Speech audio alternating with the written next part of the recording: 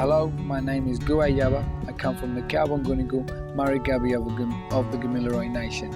That is my connection to over 140,000 years of song, dance and story. That is my connection to this country, to this land, Mother Earth. I'm so pleased to be speaking with you. I've spoken with more men and women that are older generation, and I've wanted to know how the younger generations connect and how you are committed to bring forward the Aboriginal cause. So thank you very much for offering to talk. Yeah, that's no problem. Basically, our situation is the time that I was brought up. When I was a young child growing up, there were stories that were being told of men that did not walk, that glided, men that are no longer men but legends, that once upon a time lived on this land.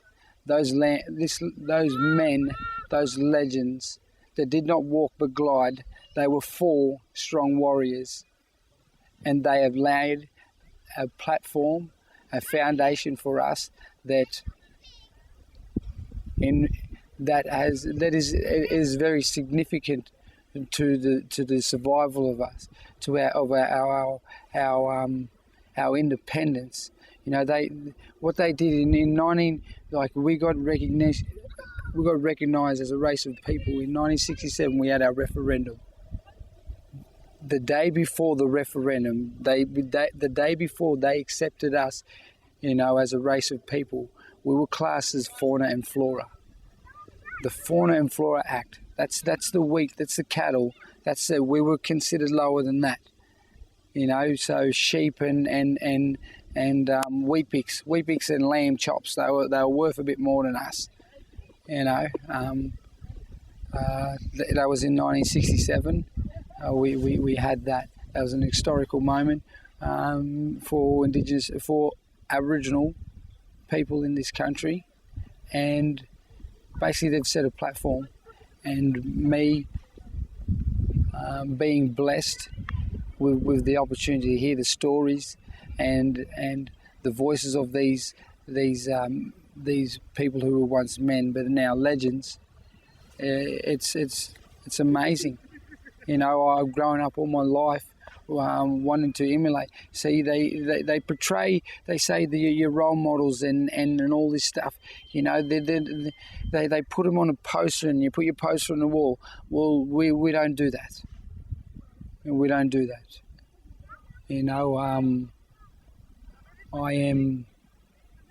I'm a proud Kamilaroi man. I'm connected to something that is over 140,000 years of knowledge, of beautifulness. That is what's flowing through me. That is now I have the opportunity to share that, to share my song, dance story, my culture, not only with my babies, with my children, and my children's children, but I actually get to share it with my other children. This is not only is this my culture, this is Australia's culture. This story needs to be told so that the gap that is between Aboriginal Australia and non-Aboriginal Australia is no more, and we become one. We speak with one voice, one agenda, one role. Our culture was set up on a core value, a core system. We have value and belief system, a structure. But during colonisation and that stuff, when Europeans come in, we had a law, we had customs, we had belief systems. They came in with Catholic Church and their belief system and their religious ways. And everybody knows, once the Catholic Church starts something, it's no more. It's destroyed. I speak another man's tongue.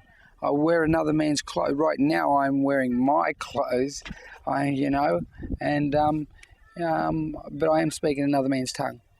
I can definitely feel you, and I can feel where you're coming from, and just camping out and sleeping on this land, which is an Aboriginal land, but it's like a government in front of the Parliament House, but still it's Aboriginal land, and I wake up and my heart is open, and I feel so connected, and I feel so welcomed, and I can see that the real message is that Australia is the only continent in the planet Earth that has the jewel, this jewel of this original civilization, and that should be, everyone around it should be so proud to be able to see what you have preserved. And it should be just the other way around, instead of being ignored and just saying, well, maybe they'll go away, why don't they just westernize and do our thing, and not do their thing. We tried, we couldn't. Yeah. Our dua, our soul, it is too strong. Our songline is too strong. We tried it, we couldn't. We try to go away from culture, something that made us the people we are that we once were. We now are materialistic, westernized world. We live those ways. I'm a university student. I pay a HEX fee just like every other person in the world who goes. They have to pay some sort of money to, I do that stuff. I pay a rent. I do all of that stuff. Exactly. Yeah, like the jewel. We are. There is. You're not only a jewel. You're a unique jewel, like the only jewel, the original. They're basically with that now, right? If Australia. If we had, now we openly say, we're not Aboriginal, we're not Indigenous, I'm Kamilaroi. I'm Kamilaroi man, I speak Kamilaroi, I come from Kamilaroi. I'm not Australian, I don't come from Aboriginal Australia, which is in the South Pacific, no. I come from Kamilaroi, which is I have all the terrains in the world. I have desert, I have rainforest, I have snow country, all in my country. I don't need to see. Help us a little with the geography, whereabouts Kamilaroi country. If you were to look at it on a map, basically what it would look like is it's northwestern New South Wales and southeast, southwestern Queensland. Our tribe does, because we did not have no borders, so once they introduced that, when the states and the territories and all that stuff, they mucked up with our song lines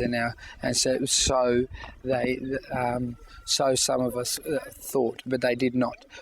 Approximately how many Kamilaroi people are there existing now? Well, basically, there's quite a few of us. There's a fair bit. I can go anywhere in the country and anywhere in Australia, and I am guaranteed that I will bump along my journey. I will come across another Kamilaroi man or woman, and somehow it seems that because and the numbers. And the numbers. See, basically, we Kamilaroi people, we are woodcut. We're the 3 W's. We are weapons makers, women stealers, and warriors. So we are the WW before the dot and the com. We're the beginning. We were a nation. We were a race. We are a culture of people that within our tribe, in order for survival, every individual had a role to play to ensure the survival of our tribe. If you did not play your role, then you were banished because you were lazy. You were putting the survival of our race, our tribe, our nation at risk. So you were no longer a part of us. Some of our stuff is cruel and some of it is downright rude, but you call a spade a spade. Beat around the bush and piss in nobody's pocket. We are not mucking. We're not playing with marbles here. This is real. Yeah, I'm Kamilaroi. I talk about Kamilaroi. That's why I won't talk about another man's culture, another man's tribe or his nation. That is not me. That's not my songline. That's not my story. That's not my dance. So yeah. Could it be among your people that everyone will have a role, even in this new world, this newer world? Because you're in the university, right? And Basically, you're in the new world too. So then, exactly. will it be possible that the old honored traditions of everyone playing a role and being important They still success of the family, greater family? well after '67, and like after the referendum, Australia, like there were a lot of movements early, in the '60s and that stuff, and that led us up to this point now, because of colonisation and our native tongue was taken away from us. We had we had the Catholic churches come in and start up missions and start reserves and missions and forced. Our parents weren't allowed to speak their native tongue. It was sworn as demon language. So a lot of our people, a lot of our old people, through fear, refused to speak native tongue, and therefore they took the culture, the song dance story, with them to their grave. But I'm a very blessed man. My Kamilaroi is my father's country. This paint on my face, this is my family. Only my family can do this. Only my brothers and my father and his father. Nobody else. My sons. Only that's this. Everything has a meaning in Kamilaroi. I can take you fishing, and you can have all the bait and the best rods in the world, and I can catch more fish than you, and I won't even use a rod. Because I'm special. I have connection to country. I know the land. I walk it. I love it. I live it. What will you do with your university knowledge, and how will you integrate that for the greater good of your people? Well, university was I'm a father, and just like all parents, they want to set their children up. They want to set up so their children are financially stable, but I don't want my children growing up spoiled. So there's rules and regulations, and just the exact same way I was reared up, and the way the culture, played a really big part in my life. It will continue to do so in my children and that stuff, in my children's life. So, yeah. What are some important steps that are going to be taken by your people? Well, that answer is very simple. I would take the exact same step. I would take the exact same step that my father took, and his father before him, and his father before him. That is what I will do, and that is where you ensure tradition, custom, everything stays the same. My family does this. Only my family, for generations to generations, from father to son, father to son. My daughter has special paint. All of my cultural weapons, my tools, my instruments, they were all made from when I was a baby. You were chosen from birth. You were given roles from birth.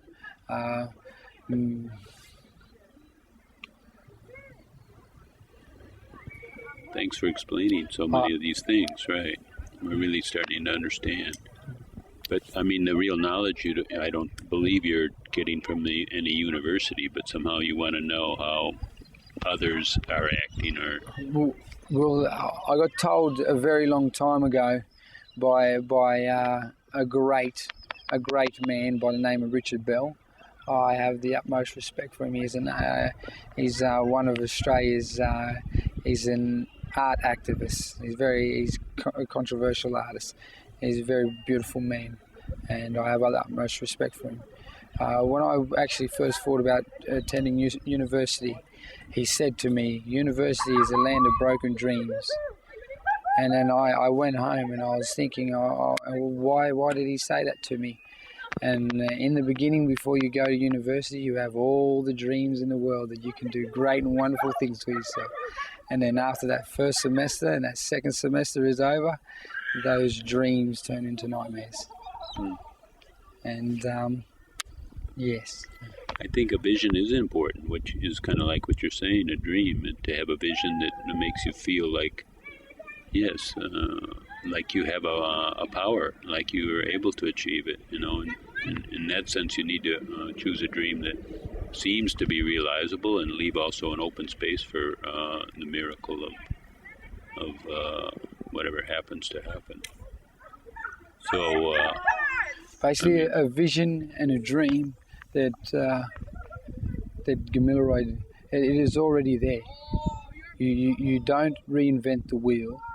You stick with customs and the protocols. You stick to those to ensure the success and the survival and the protection of something so significant to me. Do you think I'm going to reinvent the wheel? No. I'm just going to keep on pushing. It's rolling smoothly. I don't need to touch it. But in a way, the vision and dream is that you live a fulfilling life and that Australia honors you with the honor that your people deserve. Well, that is a very delicate situation.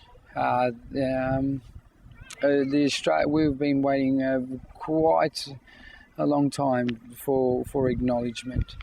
We are the connection to the Stone Age. I have tools. I have that. This rock art. These are the same markings that are on the walls. It comes from this same paint, from Mother Earth. She gave me this, and I used it, and I looked after it and I protected it. I thank you so much for sharing your culture and sharing your vision and sharing your resolve to stay with your people and preserve all the great things that have been happening for so many centuries. Yeah, this is a very crucial time for us, and in order for us to be successful in anything that we do in life, culture does have to play a very big part. We need those core values and belief systems in place. The same ones we have in culture, we apply them to Western society. So we take ownership over our university degree. We take ownership over it. So we basically put a face to it. It becomes real. That's how we do it. Thanks you so much. Yama.